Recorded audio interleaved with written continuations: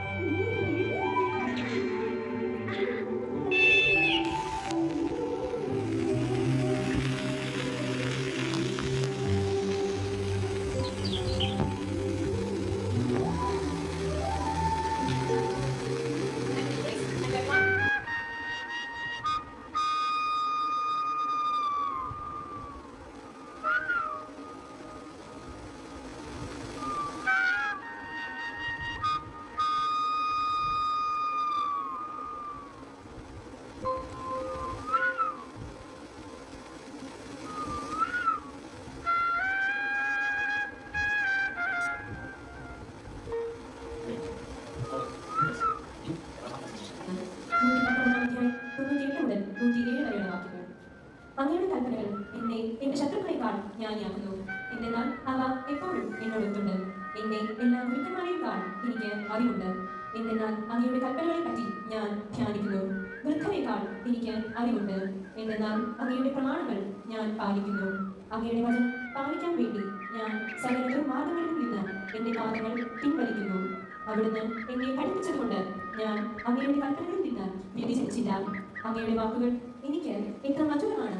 അവ എന്റെ നാവിന് തേനിനേക്കാൾ മധുരമാണ്. അങ്ങയുടെ പ്രമാണങ്ങളാൽ ഞാൻ അറിവ് നേടി. അതിനാൽ വ്യാജമാർഗങ്ങൾ ഞാൻ വെറുക്കുന്നു. അങ്ങയുടെ വചനം എന്റെ പാദത്തിന് വിളക്കും പാതയിൽ പ്രകാശവുമാണ്. അങ്ങയുടെ നീതിയുക്തമായ കൽപ്പനകൾ പാലിക്കുമെന്ന് ഞാൻ ശപഥപൂർവ്വം നിശ്ചയിച്ചു. ഞാൻ അത്യന്തം പീഡിതനാണ്. കർത്താവേ, അങ്ങയുടെ വാഗ്ദാനം അനുസരിച്ച് എനിക്ക് ജീവൻ നൽകണമേ.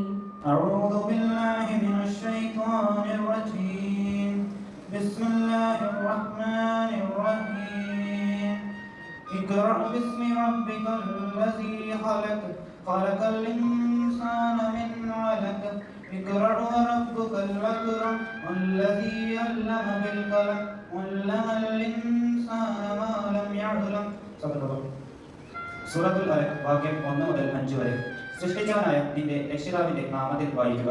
മനുഷ്യനെ അവൻ ഭ്രൂണത്തിൽ നിന്ന് സൃഷ്ടിക്കുന്നു. നീ വായിക്കുക, നിന്റെ രക്ഷിതാവ് ഏറ്റവും വലിയ ഔദാര്യവാനാകുന്നു. പേന കൊണ്ട് പഠിപ്പിച്ചവൻ മനുഷ്യനറിയാത്തത് അവൻ പഠിപ്പിച്ചിരിക്കുന്നു. വായിക്കുക, അങ്ങയുടെ നാഥൻ തൂലിക കൊണ്ട് അഭ്യസിപ്പിച്ച അത്യുദാഹരണത്തെ. അറിവാണ് സർവസ്വത്വം. ശ്രീമദ് ഭഗവത്ഗീത 4-ാം അധ്യായം ശ്ലോകം 38-39.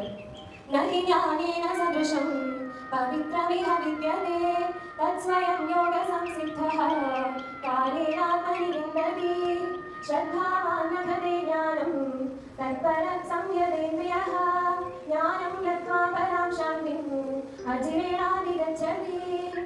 ഈ ലോകത്ത് അറിവിനും തുല്യപാത്രമായി ഒന്നും തന്നെയില്ല. അറിവ് മോക്ഷത്തിലേക്കുള്ള പാതയാണ്. ഇന്ദ്രിയങ്ങളെ ശരിയായ മാർഗത്തിലൂടെ നയിച്ചവൻ ശ്രദ്ധയുള്ളവരുമായ മനുഷ്യൻ ഉന്നതമായ ജ്ഞാനത്തിന് പോലും ഗ്രഹിച്ച് ആത്മശാന്തിയെയും ആനന്ദത്തെയും പ്രാപിക്കുന്നു.